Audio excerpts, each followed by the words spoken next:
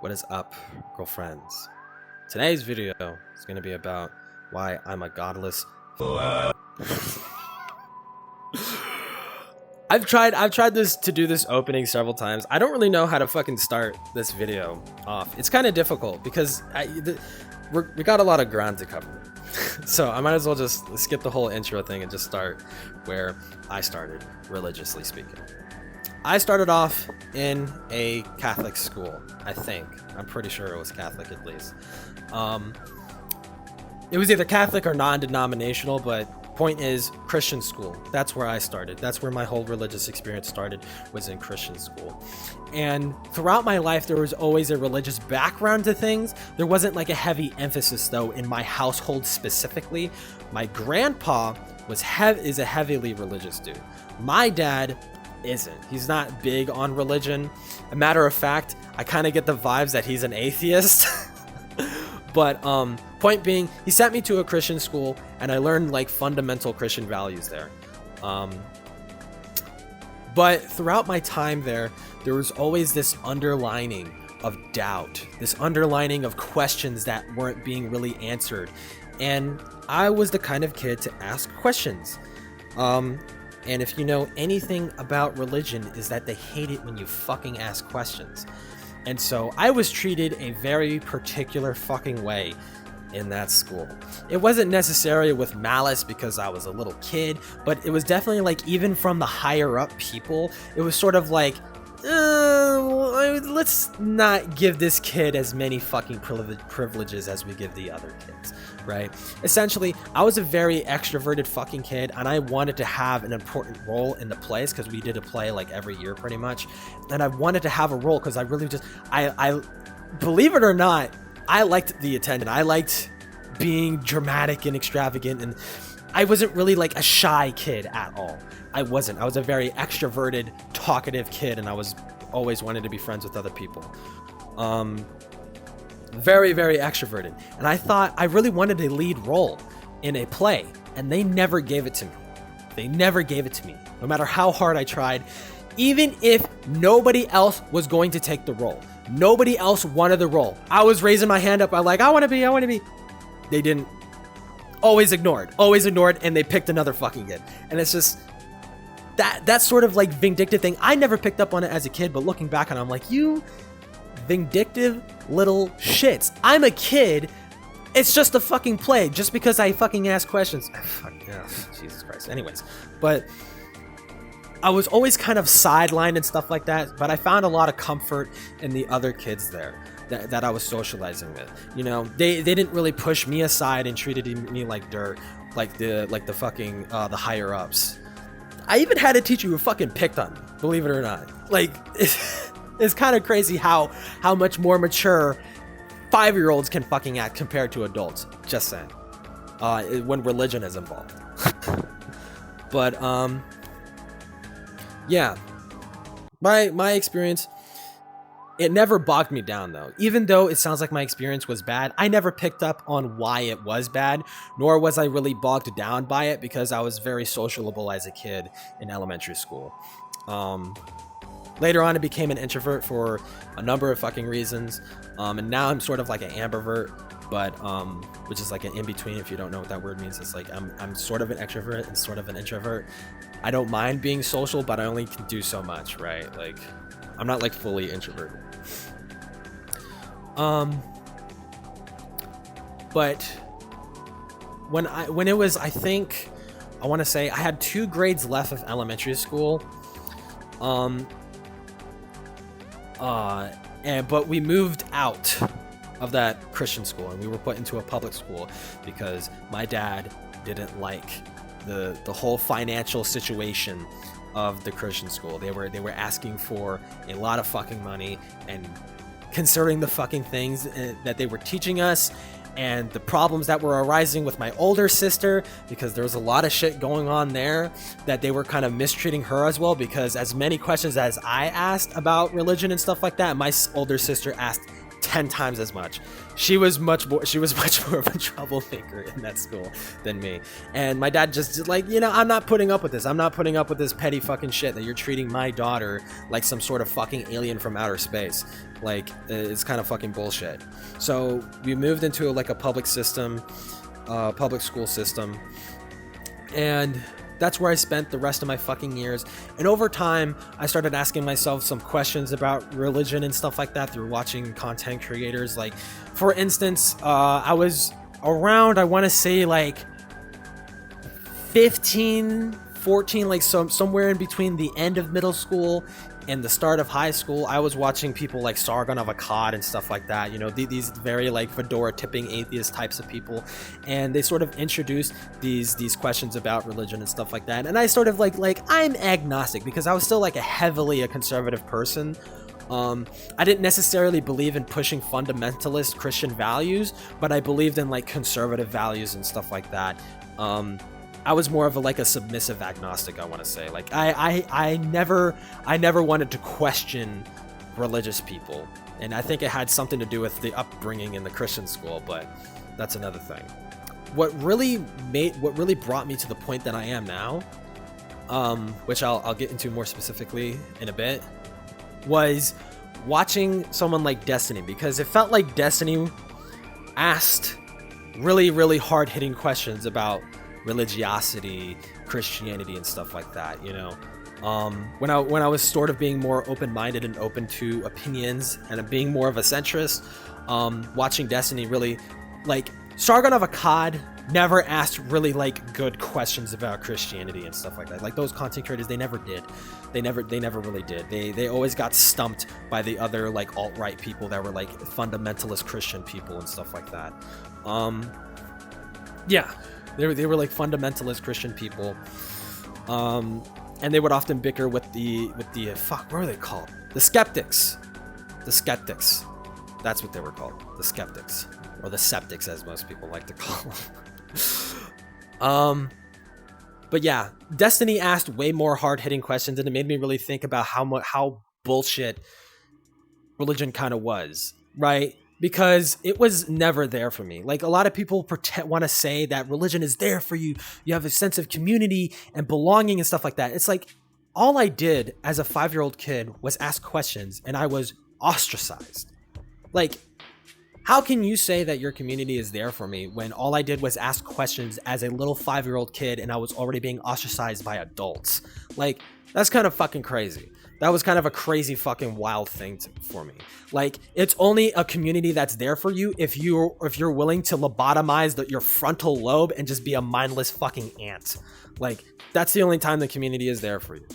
But that's just my fucking personal opinion. That's just my personal experience.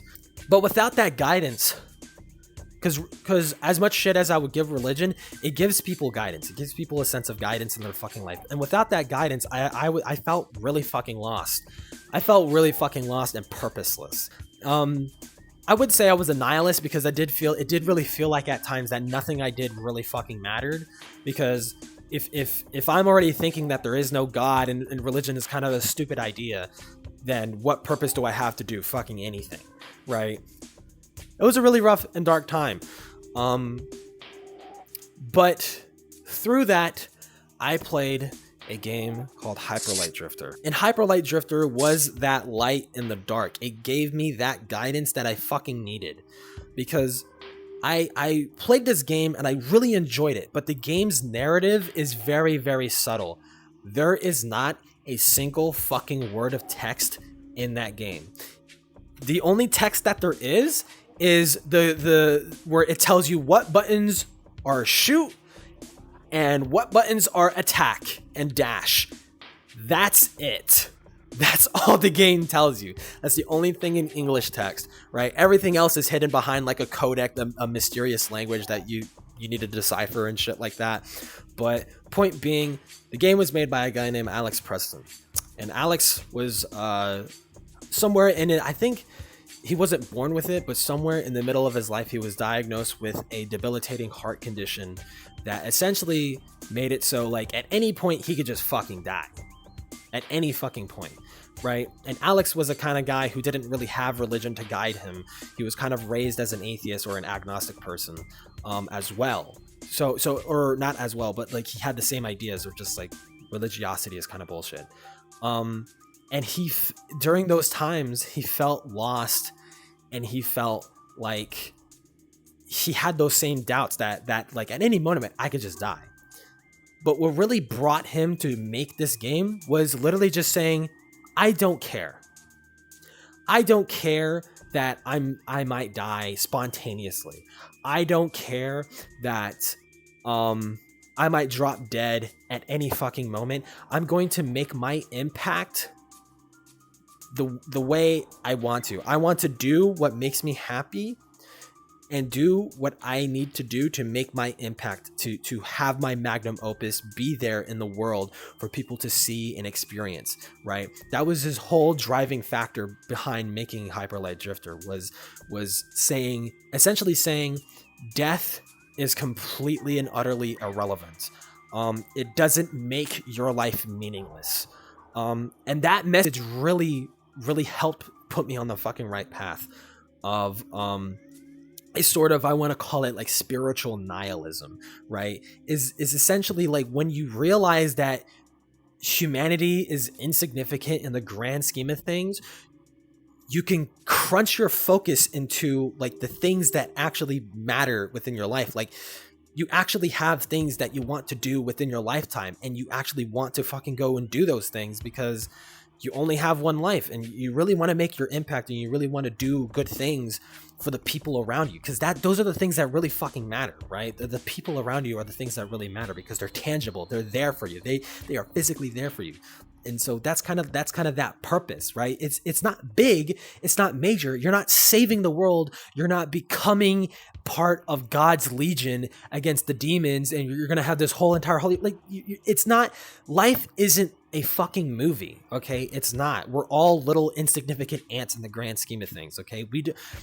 You're not gonna have this universal impact. You know, it's sort of like within human beings to want to be arrogant and think that we have greater meaning in our lives, but there really isn't.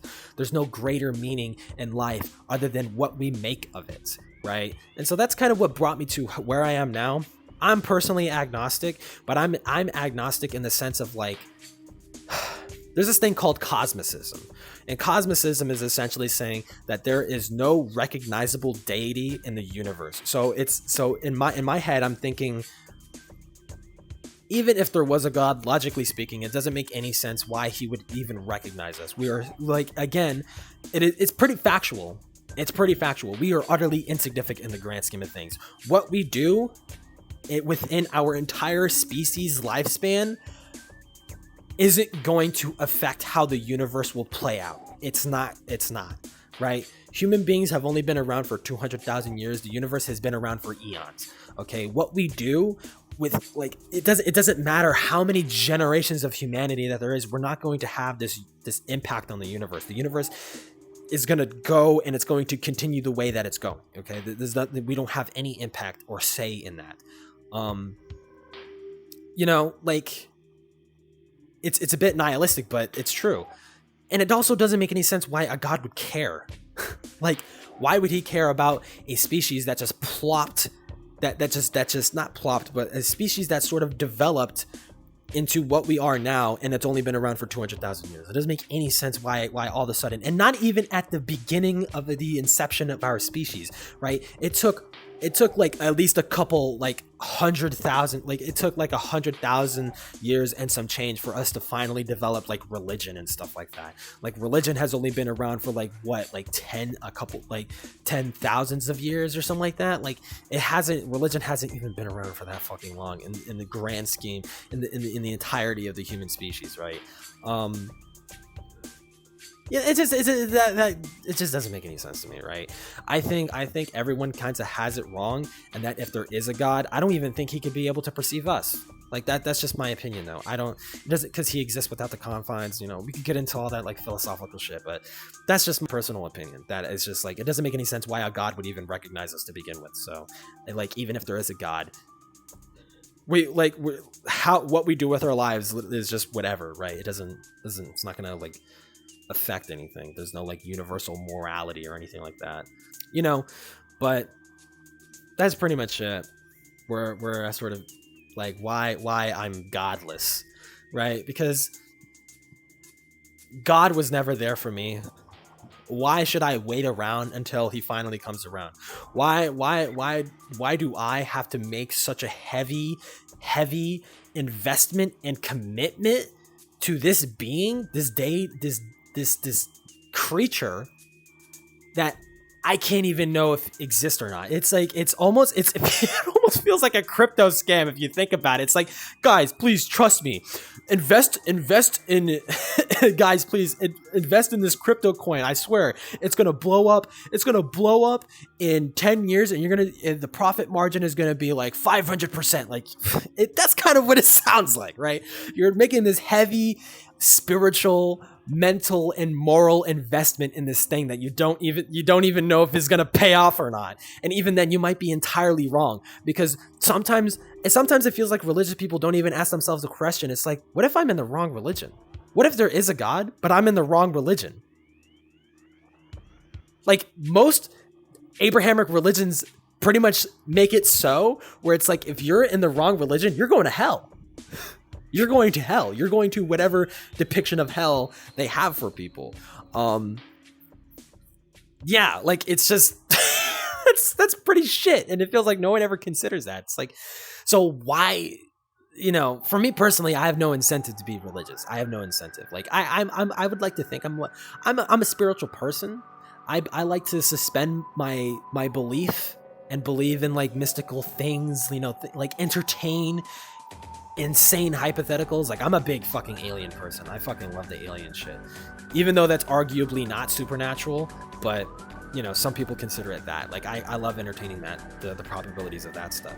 That might be a future video, by the way. But you know, like it's just there's a lot of questions that are unanswered, and it feels like religion doesn't like it's just but I need those answers, right? I need those answers to give confidence in my lifestyle, right? So oh yeah, I might as well answer that too. Like what gives my life confidence? Like, well, I mean I kind of already answered it, but I might as well be more specific. What gives me my life's purpose is essentially like I want to help the people around me. I want to be able to be that person that people look back on and be like, that guy helped me when I was in my worst moment, when nobody else would, right? That's how I want my impact to be. It's like I don't want to be the world's best therapist, the world's best person, whatever. Like that's not my goal. Like I just want to help the people that I really care about and the people that are around me and stuff like that, you know, because there are a lot of people out there that really need some like mental help, and especially even nowadays, like mental health stuff is like pretty woefully unaddressed. And it's just like I want to be that person to be like, I have these answers for you, or I have this direction, I can't help you with this, right? Yeah, I mean that's what it is. That's what gives me my life's purpose. It's like I just want to make my impact in the people around me and stuff like that, you know, and at least help my local community and stuff like that, because these things matter to me. I don't think there's anything else to say. I hope that wasn't too long of a video. I have no idea, but that's pretty much it. I don't know what the next video is going to be necessarily. It might be a gaming video, honestly. Semester's coming to a close, and I might get a job soon, so I'm gonna try and be a little bit more consistent though with uploads and stuff like that. Like I don't want to be like how I was when this channel first started, with the whole like wait a couple months and I'll upload again, right? Like no. Okay, like I want to try and be a little bit like at least every couple of weeks I'll upload. At least like if the channel starts picking up steam, obviously I'm gonna upload, have a bigger incentive to upload more at least. Or not a bigger incentive, but like it gives that extra boost to be like, I actually have an audience that I want to appease, you know, like that kind of stuff. But anyways, that's the end. Like, subscribe, dude. This shit that helps the fucking channel and shit. I really like where this direction of this channel is going, to do the stuff, right? Because that really helps the channel.